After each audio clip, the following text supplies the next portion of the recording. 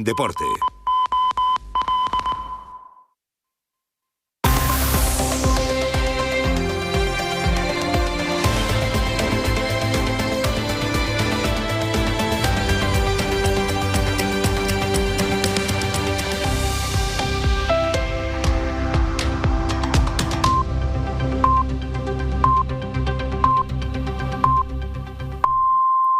Son las 7 de la mañana, las 6 en Canarias.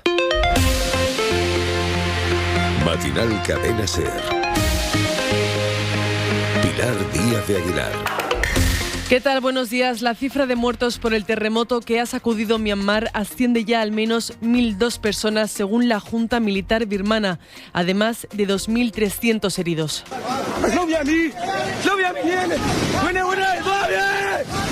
Las labores de rescate continúan y las autoridades advierten de que esta cifra seguirá subiendo en las próximas horas. De hecho, según el Servicio Geológico de Estados Unidos, el número de fallecidos podría superar los 10.000 muertos. El seísmo de magnitud 7,7 ha llegado también a Bangkok, a Tailandia, donde ha provocado 9 fallecidos. Es el más grande en esta zona en los últimos 100 años. Javier Díaz, última hora, adelante. A esos más de 1.000 muertos y 2.300 heridos se suman otros tantos desaparecidos. Y es en ellos en los que se centran a esta hora los servicios de emergencia que se encuentran levantando los escombros de los edificios derruidos en búsqueda de estos desaparecidos.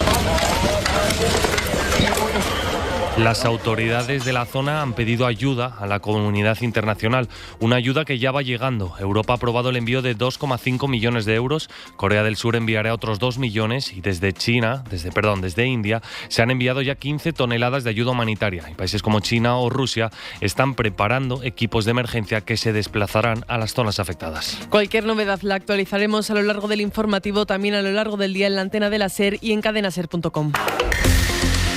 Enseguida vamos con la información nacional que pasa por el giro en el caso Dani Alves después de que el Tribunal Superior de Justicia de Cataluña le haya absuelto, pero antes el tiempo para las próximas horas. Cielo soleado en gran parte del país.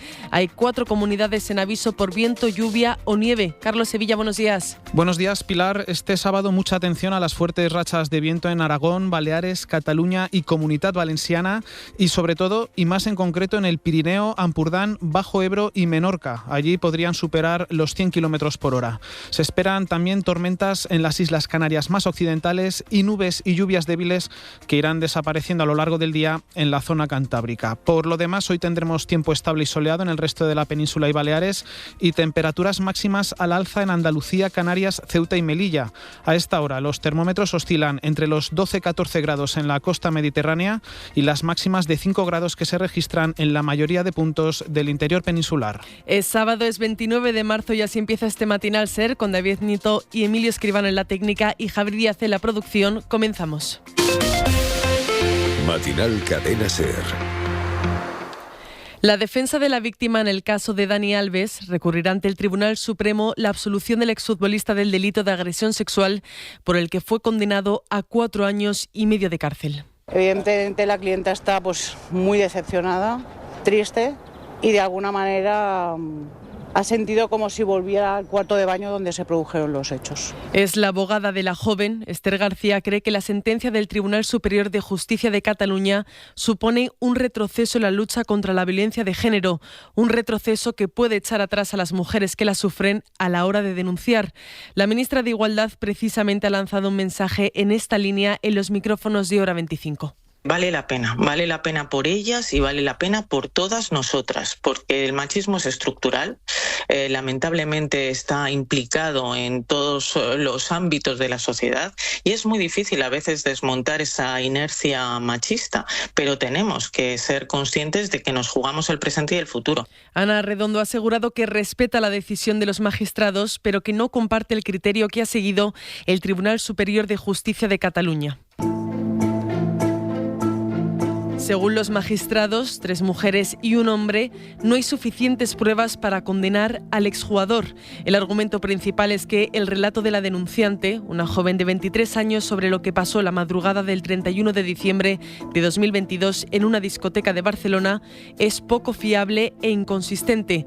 También aseguran que debe prevalecer la presunción de inocencia, así que Alves queda absuelto de la condena de 4 años y medio de cárcel y recupera su fianza y pasaporte. Nos lo cuenta Pedro Jiménez. La Sala de Apelaciones del Tribunal de Justicia de Cataluña considera que la declaración de la denunciante no basta para mantener la condena de 4 años y medio de cárcel por violación a Dani Alves. Por unanimidad, un tribunal de 3 mujeres y un hombre recuerda que la primera parte del relato de la víctima no quedó corroborado por lo que se vio en las cámaras de seguridad de la discoteca. Ella no estaba incómoda y fue ella quien llevó al exfutbolista al baño de la sala VIP en la que estaban. Estos desajustes en su testimonio ponen aún más difícil creerse la segunda parte del relato, que dentro del baño y ya sin cámaras Alves la agrediera sexualmente. Es un testimonio, dice el tribunal, poco fiable. La sentencia señala que la divergencia entre lo relatado por la denunciante y lo realmente sucedido compromete gravemente su relato, que es, añade, objetivamente discordante con la realidad, y acusa a la Audiencia de Barcelona de acoger una creencia subjetiva de lo que ocurrió en el interior del baño para condenar a Dani Alves. Hemos escuchado a la abogada de la víctima, a Esther García, que ha hablado de un golpe muy duro. La defensa de Dani Alves, por su parte, se ha mostrado muy satisfecha en Radio Televisión Española. Se ha dictado una resolución justa y que confirma la inocencia del señor Alves. Creemos que es una resolución valiente y confiamos que se confirmará hasta el final. La reacción más dura ha sido la de la exministra Montero. Por parte de las asociaciones de mujeres juristas hay sorpresa y preocupación. Jefa de Sociedad de la SER, Mariola Lurido, buenos días. Buenos días. La exministra de Igualdad, Irene Montero, arremete contra la sentencia. Justicia patriarcal y de violencia institucional.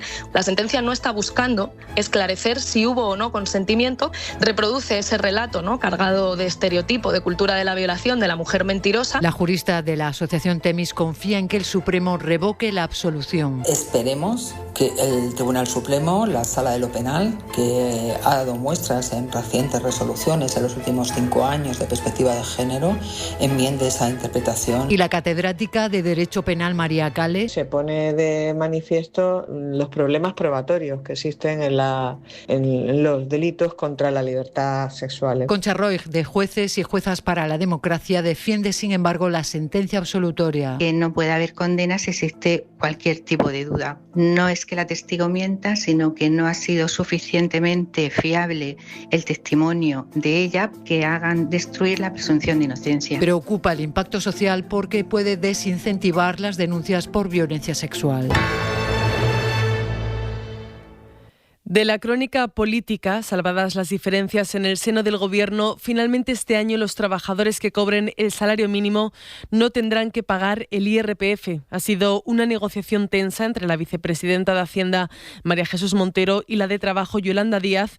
Pero antes de entrar en la polémica abierta en la coalición del Ejecutivo, la letra pequeña del acuerdo al que han llegado. Jefe de Economía de la SER, Javier Ruiz, buenos días. Buenos días. El acuerdo entre Trabajo y Hacienda va a evitar que quienes cobran el salario mínimo interprofesional tengan que tributar en 2025. A partir de ahí, todo son letras pequeñas. Primero, esto se aplica en 2025. El próximo año habrá el acuerdo, como usted decía, es para el año 2025. La vocación del Gobierno es que en el año 2026 siga subiendo el salario mínimo interprofesional. Segundo, esto implica que los perceptores del SMI sí tendrán que presentar la declaración de la renta. Después podrán recibir una desgravación que les retorne los en torno a 300 euros que tendrían que tributar. El Gobierno lo explica así. Es de que ese 20% no tenga que tributar a partir de una deducción que se aplicará en el propio IRPF para compensar lo que tendrían que haber abonado. Y tercera letra pequeña, esto obliga a una modificación reglamentaria y esa modificación reglamentaria PSOE y Sumar la deben presentar y aprobar en el Congreso, donde la mayoría no está garantizada. Como decíamos, ha sido una negociación tensa entre las carteras de Hacienda y Trabajo, que ha terminado en acuerdo este viernes. Díaz, minutos antes de anunciarse, ha llegado a acusar a Montero de levantarse de la mesa de negociación. Josué Coello. ¿Qué tal? Buenos días. Tras unas negociaciones complejas que a punto estuvieron de encallar en el último momento, Trabajo y Hacienda cerraron un acuerdo sobre la tributación del ESMI que al menos públicamente deja a las dos partes satisfechas. Fueron unas últimas horas tensas con Yolanda Díaz acusando a María Jesús Montero de levantarse de la mesa de negociación. Estábamos negociando a través de nuestros equipos, de la ministra de Hacienda y el mío, pero a las 10 de la noche ella dio la instrucción de levantarse de esa mesa. No me he levantado yo, ni mi equipo, ni mis responsables de la negociación. Versión que negaba Hacienda, que sí reconocía dificultades en una negociación que desde el primer minuto ha sido pública, desde las diferencias hasta los recados, como este de Montero a Díaz, tras conocer el acuerdo. Saben que yo no suelo retransmitir ni el proceso de negociación, ni luego también siquiera, ¿no?, las cuestiones más íntimas que tienen que ver con la negociación. Un acuerdo que le permite a Yolanda Díaz sacar músculo dentro del gobierno de cara a la Asamblea de Sumar de este fin de semana. Y el PP, por su parte, ha aprovechado la brecha abierta y ha acusado al gobierno de fingir la división. Llama actrices a Montero y a Díaz y ha asegurado que este acuerdo es una chapuza. Este sábado la Plana Mayor Popular celebra su interparlamentaria en Sevilla, una de las citas más importantes de la formación, que organizan justo cuando se cumplen 3 años del Congreso que le dio las riendas a Núñez Feijóo. David Junquera, buenos días. Buenos días. Tras una semana hablando de temas internacionales, el PP quiere volver a las cosas de andar por casa. Los populares celebran interparlamentaria en Sevilla, donde van a reunir a un buen puñado de sus cargos con acta de diputado o senador. Para presentar el evento, Cuca Gamarra ha valorado el episodio de la tributación del salario mínimo. Bueno, más bien ha valorado la valía interpretativa de 2 destacadas integrantes del gobierno. Gobernar no gobiernan, pero que tanto la vicepresidenta Montero como la vicepresidenta Díaz son unas fantásticas actrices. El cónclave, que empieza hoy y finaliza mañana con la intervención de Juanma Moreno y Feijóo, abordará asuntos como la fiscalidad, el estado del bienestar o la regeneración democrática y dará valor a un órgano de diputados y senadores en un momento político en el que, a juicio de los populares, el presidente del gobierno, Pedro Sánchez, huye de las Cortes. Gracias, Junquera. Yo ya no quiero saber dónde estuvo. Lo que sí que sé es dónde no estuvo. Y es al frente de una comunidad, que es el máximo y único responsable en emergencias. Un protocolo siempre sirve, pero para que sirva no hay que dejarlo en un cajón e irte a comer al ventorro. Hay que ponerlo en marcha. Escuchamos a Ernesto Martínez, el familiar de la única víctima de la Dana que sigue desaparecida. Ha pedido la dimisión de Carlos Mazón, como harán esta tarde las más de 200 entidades que van a salir a las calles de Valencia en la 6ª manifestación convocada desde la tragedia. En esta ocasión, la marcha visibilizará el trabajo que han hecho los servicios de emergencia en las zonas afectadas. Hoy se cumplen 5 meses y el presidente este viernes ha vuelto a eludir la pregunta de si renunciará a su cargo y ha arremetido una vez más contra el gobierno de Sánchez. Radio Valencia, José Forés Romero. Buenos días. Bajo el lema de Mazón dimisión, la protesta empezará a las 6 de la tarde y estará encabezada por los trabajadores de los servicios de emergencia, a quienes se les agradecerá su trabajo durante la tragedia, pese a la precariedad de sus condiciones laborales. Unos trabajadores de emergencia que reclamarán formar parte de la administración pública porque en la actualidad es un servicio externalizado y, según denuncia Maite Gabaldón, trabajadora del 112, las emergencias no pueden ser un negocio. Ja hem denunciat moltes voltes que les emergències no poden ser un negoci. Además, los manifestantes clamarán sobre el desmantelamiento de los servicios sociales que, según ellos, están previstos en los presupuestos pactados por PP y Vox.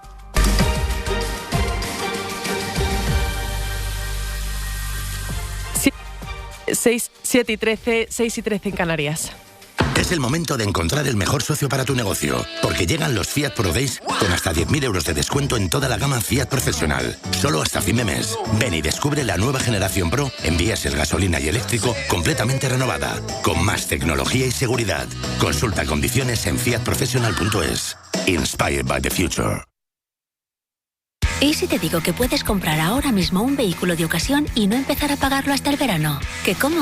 Pues comprándolo en Spoticar.es o en cualquiera de sus 200 concesionarios en toda España, con hasta 3 años de garantía y financiando con Stellantis Financial Services. Pero date prisa, solo tienes que dar una entrada este mes y será tuyo. Entra en Spoticar.es y conoce todos los detalles.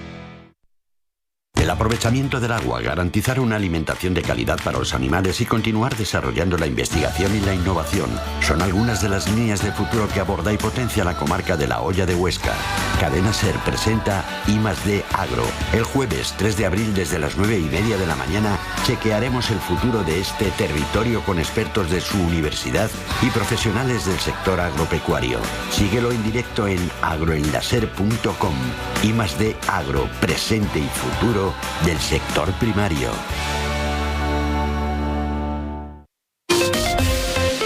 Matinal Cadena SER. Pilar Díaz de Aguilar. Crece la tensión entre Estados Unidos y Dinamarca. El vicepresidente de Trump, J.D. Vance, ha estado este viernes de gira por Groenlandia, un territorio que el presidente republicano se quiere anexionar. Ha sido una visita polémica porque desde allí Vance ha asegurado que el gobierno danés no ha hecho un buen trabajo con el territorio ártico y ha dicho que ha descuidado su seguridad y la de la población. Dice que espera que Groenlandia elija a Estados Unidos como socio. Corresponsal en Washington, Sara Canals.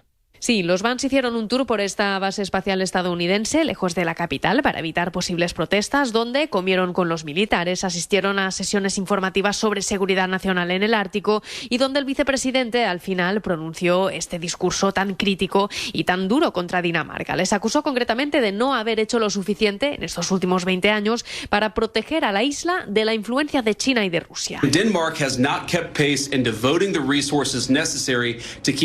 Influencia, según Vance, que no ha parado de crecer por la falta de inversión militar de los daneses y ha afirmado que los groenlandeses estarían mucho mejor bajo el paraguas estadounidense. Paralelamente, desde el despacho Oval, Donald Trump alababa esta visita y justificaba sus ambiciones imperialistas, insistiendo en que son claves para la paz en el mundo. We need Greenland, very importantly, for international security. Y en la misma línea que J.D. Vance, Donald Trump fue muy claro, asegurando que no va a confiar en Dinamarca o en ningún otro país para contrarrestar la influencia de estas dos potencias y que si Dinamarca o la Unión Europea no lo entienden, pues que se lo tendrá que explicar. También de la política estadounidense sigue la sucesión de dimisiones como consecuencia de la llegada de Trump a la Casa Blanca. Esta madrugada ha renunciado a su cargo la presidenta interina de la Universidad de Columbia después de que Trump amenazara con suspenderle las ayudas federales. También ha dimitido el máximo responsable de vacunas de la FDA, la Administración de Alimentos y Medicamentos, porque cree que la posición antivacunas del secretario de Salud es un peligro para la población, Javier. 400 millones de dólares en ayudas que a principio de mes se vieron comprometidas por la amenaza de Trump. La universidad aceptó esta semana las imposiciones del presidente y eso ha llevado a la dimisión de la rectora. Entre estas concesiones, la contratación de 36 agentes especiales de seguridad que pueden expulsar o detener a los estudiantes. Y a esta renuncia se suma la del responsable de vacunas de la FDA, que dimite al tener un jefe, designado por Trump, abiertamente antivacunas. En su carta de dimisión ha dicho que el secretario de Salud representa un ataque sin precedentes a la verdad científica que amenaza la credibilidad institucional y que pone en riesgo directo a la salud infantil. Eso en Estados Unidos. En Oriente Próximo, Javier, Israel ha bombardeado el Líbano por primera vez desde la entrada en vigor del alto el fuego firmado a finales de noviembre. Según el gobierno de Netanyahu, es la respuesta a un ataque de Hezbollah, aunque la milicia chií ha negado esa información. El ataque ha dejado al menos 5 muertos. Netanyahu ha asegurado también que los que no entienden el ataque aún no han interiorizado la determinación de Israel y que a pesar del alto el fuego llevarán a cabo ataques como este cuando lo consideren necesario. Un mensaje en referencia a Macron, que este viernes estaba precisamente reunido con el presidente del Líbano en París. Y que ha dicho que nada justifica estos ataques a los suburbios de Beirut. También desde la ONU se ha condenado este ataque. Su secretario general, Antonio Guterres, ha pedido a Israel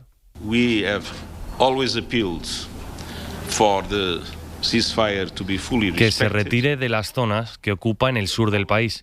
Israel ha justificado el objetivo del ataque, ya que según las Fuerzas Armadas hebreas, el edificio residencial era un cuartel de Hezbollah que merecía una represalia por los ataques de la milicia de este viernes.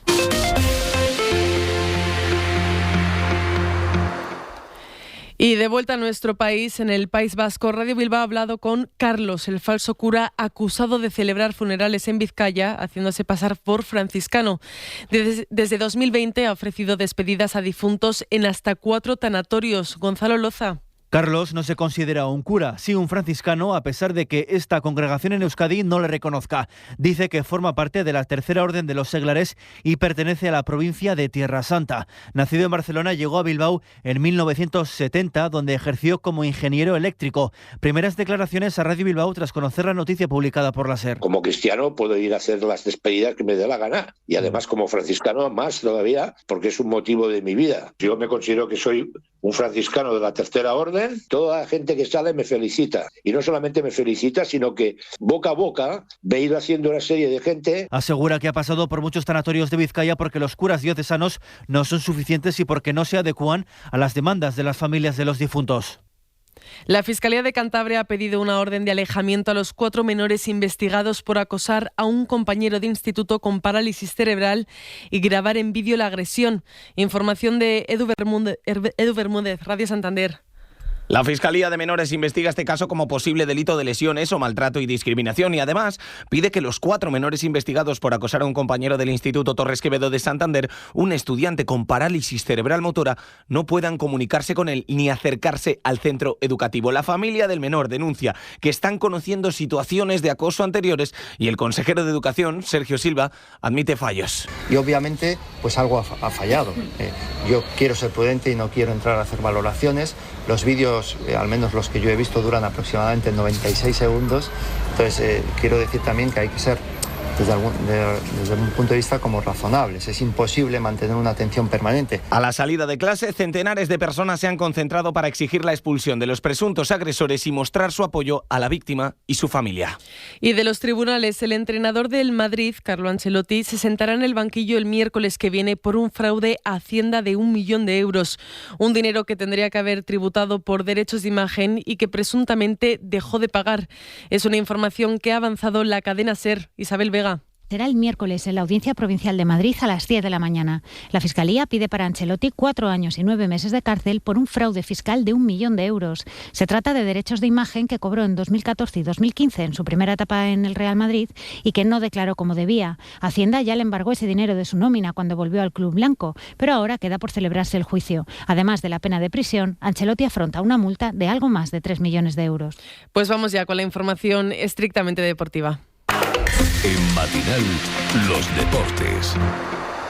Que tras el parón de selecciones hoy vuelve la Liga con tan solo 10 jornadas ya por disputarse. Héctor González, ¿qué tal? Buenos días. Buenos días, Pilar, ¿qué tal? Sí, quedan menos de 2 meses ya de campeonato, jornada 29 que arranca este sábado con 4 partidos. Destaca a las 9 de la noche el del Santiago Bernabéu, Real Madrid-Leganés, con la baja de Courtois a la portería de un conjunto blanco que llega a 4 puntos del Barça, por lo que ya no tiene apenas margen de error en la pelea por el título, enfrente a un Leganés que por primera vez en la temporada está situado en puestos de descenso. Todo en una semana a la que el técnico madridista Carlo Ancelotti se le ha vuelto a relacionar con el banquillo de Brasil tras el despido del seleccionador Dorival Junior.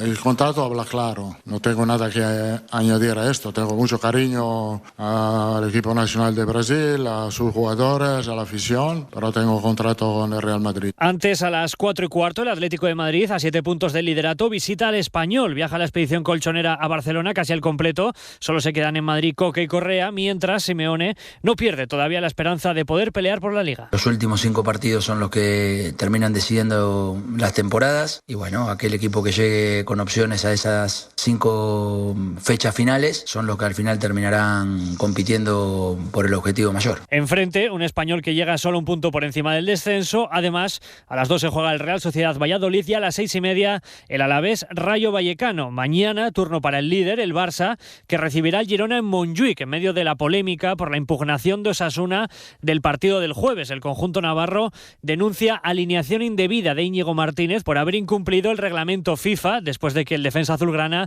jugase tras haber abandonado la selección española por motivos médicos y que no hubiesen pasado 5 días naturales desde ese último partido de España. Pese a ello, la querella tiene pocos visos de prosperar y en el Barça se muestran tranquilos ante esta queja de Osasuna.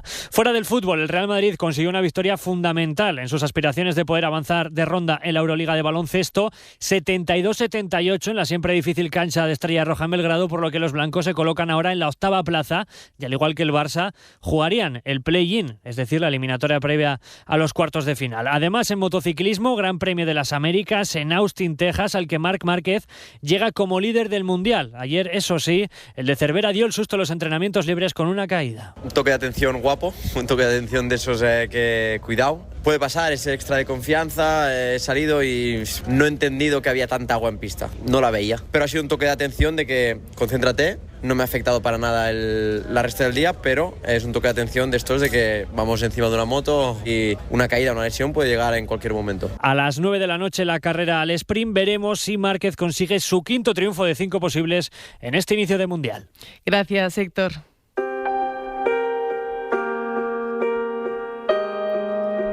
Muy atentos a partir de las 10:30 de la mañana, porque desde esa hora y en toda España se podrá ver un eclipse solar parcial.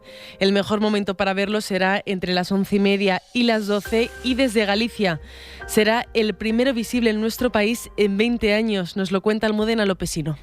Se trata de un eclipse solar parcial que se podrá apreciar en todo el planeta, aunque será en Canadá donde más se oscurezca el sol, un 90% de su superficie.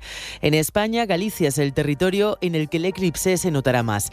Este fenómeno astronómico es la antesala de una serie de eventos que tendrán lugar en los próximos 3 años. En agosto del año que viene habrá un eclipse solar total, el primero en más de un siglo, y se producirá otro igual en 2027. Y dentro de 2 años tendrá lugar un eclipse anular, cuando Sol, Tierra y Luna coinciden perfectamente alineados, pero la Luna no llega a cubrir del todo al Sol, dejando un borde exterior de luz visible, lo que se denomina el anillo de fuego. Alejandro Sánchez de Miguel es investigador del Instituto de Astrofísica de Andalucía. Son 3 eclipses en la península ibérica realmente excepcionales y que además en Europa pues no pasan desde un eclipse total desde el año 99, en España desde el año 1905. Para el eclipse de este sábado hay que buscar un sitio adecuado para disfrutarlo porque la meteorología lo va a permitir. El cielo estará despejado en prácticamente toda España. Cuidado con los ojos, eso sí, porque no sirven todas las gafas de sol, solo las que están homologadas y con certificado PPE. Hay soluciones caseras, más baratas y seguras también. El método de cámara oscura, que es hacer un agujerito en una caja y poner un papel translúcido al final. Cuanto más larga sea la caja, pues mejor será. Los primeros en disfrutar de este eclipse serán los canarios, a partir de las 9:15 hora insular. En Madrid y otras grandes ciudades se apreciará mejor a partir de las 11:40 de la mañana. Y no mucho más tiempo, porque el sol volverá a brillar completamente a partir de las 12:30. Y ya tendremos que esperar al próximo verano para disfrutar de este tipo de fenómenos. Durante el próximo minuto de este informativo se habrán consumido más de 360.000 horas de series y películas en Netflix en todo el mundo y se habrán visto más de 3 millones de vídeos en YouTube. Cada vez hay más contenido en Internet, pero el tiempo que hay para consumirlo sigue siendo el mismo, lo que ha llevado a que se utilice más el fenómeno llamado speedwatching, consumir contenido en velocidades superiores a la original. David Justo ha comprobado en primera persona durante 30 días qué supone consumir todo el contenido en doble velocidad. Me he pasado este último mes consumiendo todo tipo de contenido al doble de velocidad y el mundo va mucho más despacio. El speedwatching se ha convertido en una tendencia muy habitual, especialmente de los más jóvenes, que consiste en consumir cualquier tipo de contenido audiovisual a una velocidad superior a la original.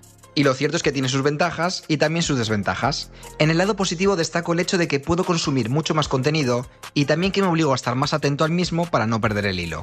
El hecho de haberme pasado todo un mes así también ha provocado que todo gire más lento a mi alrededor.